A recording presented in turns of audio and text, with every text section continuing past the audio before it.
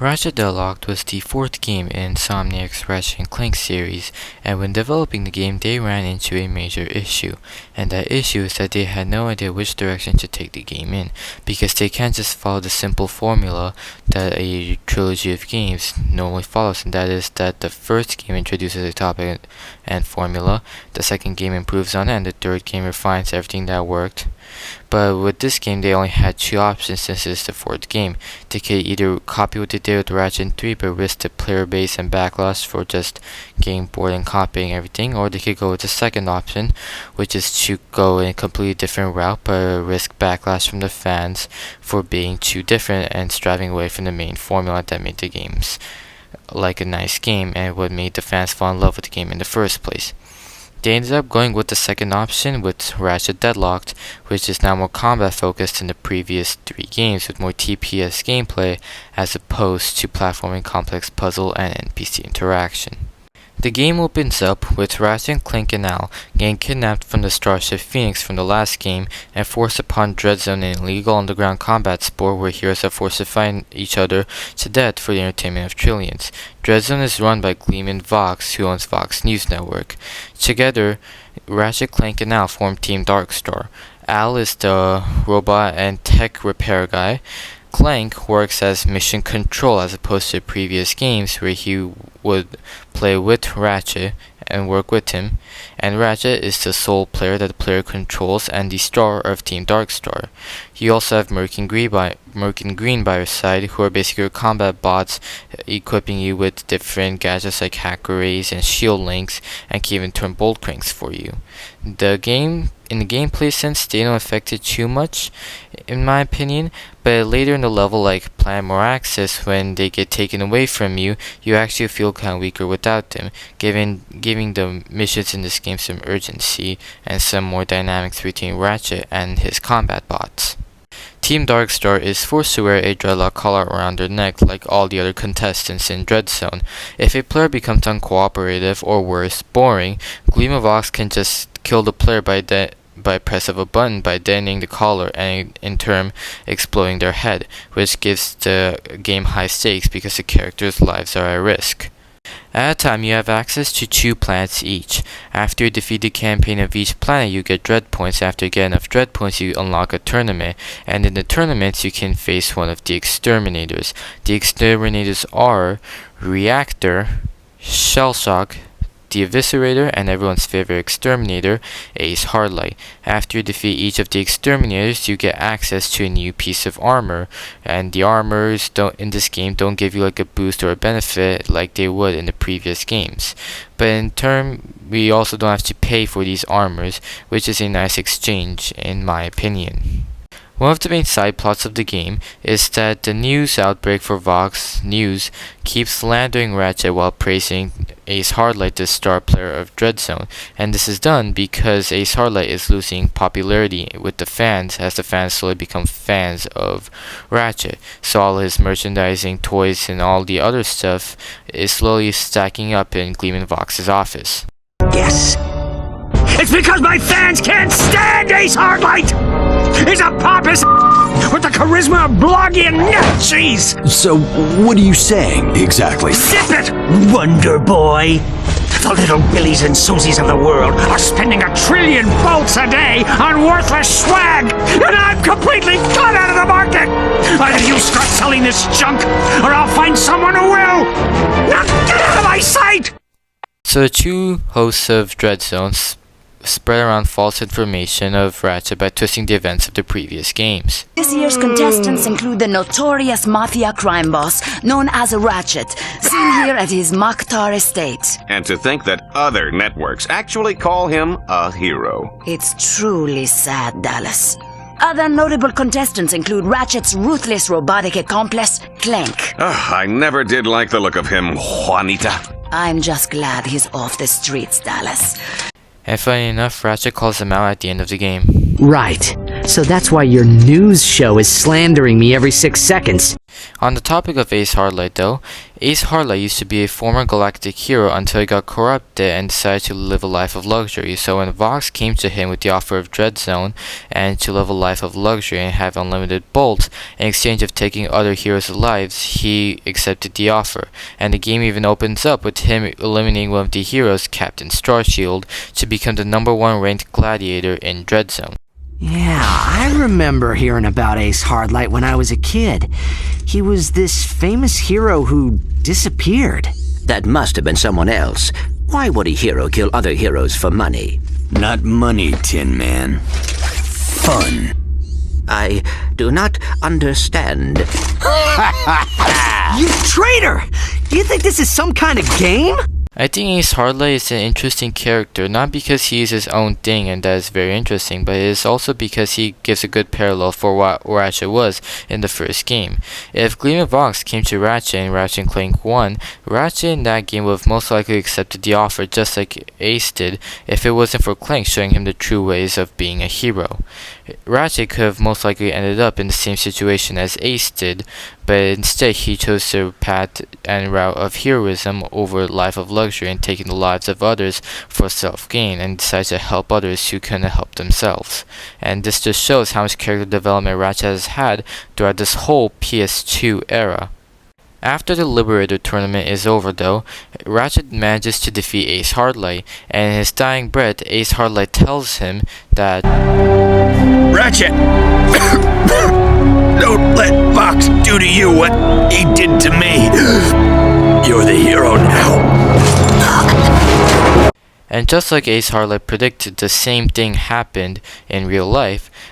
Just literally in the very next cutscene, Vox invites Ratchet into his office to become the star of Dread Zone. For you, the opportunity of 1,000 lifetimes. I'm making you the new captain of the Exterminators, the star of the show. Think of it. We'll make billions. We'll sell Ratchet action figures, Ratchet sports shoes, Ratchet deodorant, Ratchet breakfast cereal, earmuffs and cologne, soft drinks, hard drinks, energy drinks, breath mints. You get record deals, movie rights, reality shows, video games, and commercials. But in the end, Ratchet chose a path of heroism. No deal, Vox. What did you say? I'm not your puppet, Vox. You actually think I'd kill other heroes to get rich? You're not just corrupt, you're stupid. What you... This angers Gleam and Vox to a course, so he decides to make one last Dread Zone campaign just for Ratchet, which is the Ghost Station, which is mathematically proven to be unbeatable, but Ratchet still manages to beat it anyways. So when Ratchet gets back to Dread Zone Station, Ratchet, Clank, and a newly robotic Owl decide to hatch a plan to destroy the Battle Dome and release all the heroes that are captured there by exploding it. Of course though, things don't go to plan as Vox finds out and decides to use this plan against them and to load the Battle Dome up with a bunch of TNT and make it an episode of Dread Zone. That if Ratchet doesn't destroy the TNT bombs before the timer runs out, everybody in the Battle Dome, including the fans, will explode and die, giving the last mission of the game some urgency and giving it really high stakes. And even the two hosts of the Dread Zone campaign, Dallas and Juanita, are also locked up with Dreadlock collars, so this gives the mission really a lot of urgency and a lot of high stakes. And in the end, they actually praise Ratchet for everything he's did so he can save them. Together, you blabbering idiot! Thank you, Juanita.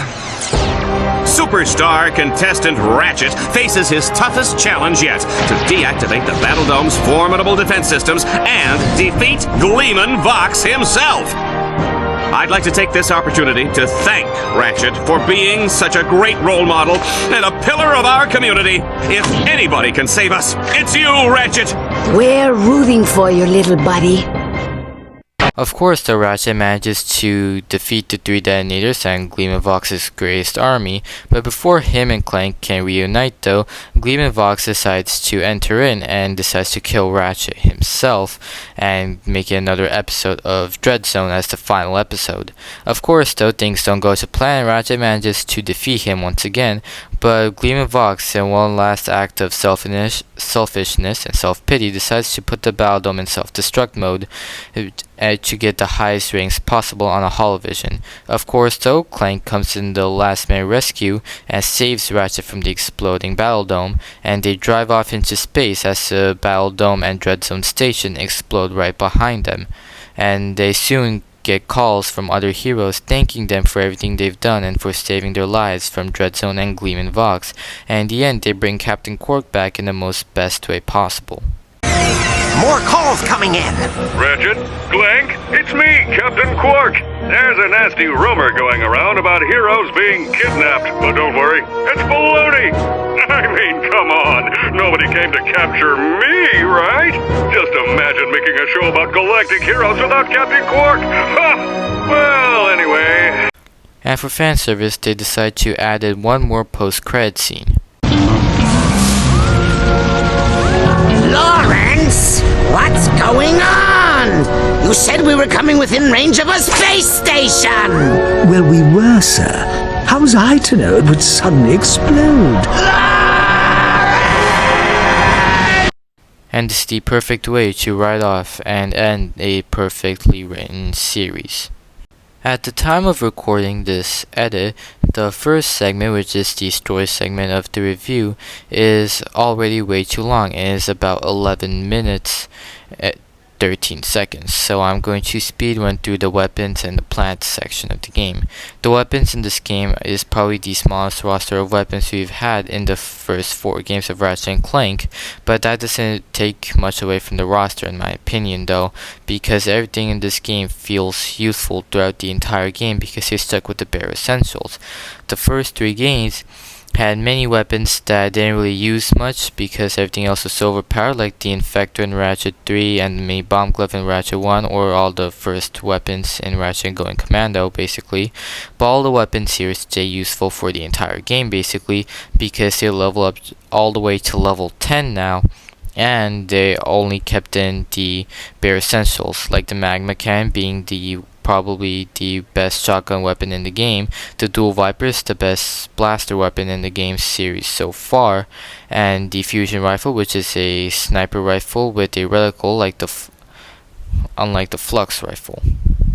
You can also equip different mods on these weapons. Alpha mods are like your bare normal mods, like the things that increase your ammo, the fire rate, and the range of your weapons, while the Omega mods are the other mods that give you effects, like the poison mod, making the enemies green and poisoning them, the bouncer mod, which releases small bombs just like the bouncer, and the freeze mod that freezes the enemies. This allows the weapons to feel unique in many ways and also allows you to cover up your weapons' weaknesses more thoroughly with different mods that do different things. For example, the B6 Obliterator is probably one of the weakest weapons in the game because of its small ammo count and small radius of attack and hit damage, but you can apply the Lava Omega mod to make it so that lava spells out the damages nearby enemies, and add an Alpha mod that increases the ammo count of the weapon. With this, you can basically fine-tune every weapon and cover the weapon's weakness a lot more thoroughly than you can in previous titles, because in previous titles the mod system wasn't as great and refined as it is in this game. And I feel like this is the reason why this game is my favorite in the whole series. This game is the last Ratchet & Clank game written with the traditional satirical humor, and I believe this is a perfect way for that type of writing to have like an ending in this amazing era, because Gleeman Vox is like the final villain of this whole PS2 Ratchet & Clank era, because he truly represents everything that is wrong with this galaxy, with consumerism and wanting to get bold, get rich, and have a life of luxury. It's what ruined this galaxy, and it has led to the countless times of near destruction, near end, but our main character Ratchet manages to see through the corruption and is like the pillar of hope for this galaxy and this whole universe, and I feel like this is an amazing way for this type of story to be concluded, in my opinion.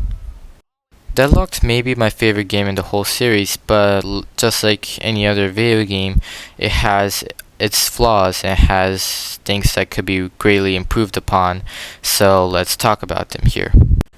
The level and planet design of Ratchet Deadlocked is really bad, and this is because they decided to go with this arena structure for Ratchet Deadlocked because it is supposed to be a reality show where characters are fighting and the worlds aren't supposed to be really explored though, but I feel like aesthetically the planets have taken a huge hit because of this, and they aren't really generic compared to the previous games where the world felt so different, so unique, and really alive with different types of people that you wouldn't really think of normally. This time you have like a generic futuristic city like the planet Kronos, a generic swamp level like planet Ceratops, and probably the worst level and planet in the entire Ratchet & Clank series, which is Maraxus. And because of its weird design that looks like a multiplayer map with barricades and barriers put around it to make a sense of synergy, like there is something happening here, when it is really just a boring place. But there are good levels here, like the Ghost Station, Planet Stygia, and probably my favorite level in Ratchet Deadlocked, which is the Valix Belt. These levels are really good, but I feel like they could have been greatly improved though. I feel they could have been improved in like a way like there's like a shortcut or a second path you can take to complete the main objectives, because in this game the levels are very linear, but I feel like they could have been a bit more non-linear by making the levels more dynamic. Like there's a shortcut, but there are far more enemies that spawn there and far less health and ammo spawns there. Or you can take the safer route with a lot more ammo, a lot more health, far less enemies, but the route is longer and it'll take you a longer time to complete the mission. I feel like with something like that, the levels could be a lot more dynamic and it could have been a lot better and a lot more fun to play these levels as opposed to what they are now in the base game. I feel like Ratchet & Clank after this game have had a significant decline in the quality of level design in my opinion. This review has been long and really difficult to make, that's why it's been like 3 or 4 days since I've dropped this review. I apologize for that, but I'm just getting this quick here. Ratchet Deadlocked is my favorite game in the whole Ratchet & Clank series because of how innovating it was in the combat system and the weapon system with the weapon mods, but it still has its flaws like the planets and level design being probably some of the worst planets and level design I have seen in any Ratchet & Clank game, and that says a lot because my least favorite game in the series is probably either Quest for Booty or Ratchet & Clank Tools of Destruction, the two games I will review next. So make sure you guys subscribe and like for those. But I do feel like the levels here are significantly worse than those two though. So yeah. Anyway, so if you guys enjoyed this video, I hope you guys like and subscribe, and I'll see you guys in the next video. Goodbye.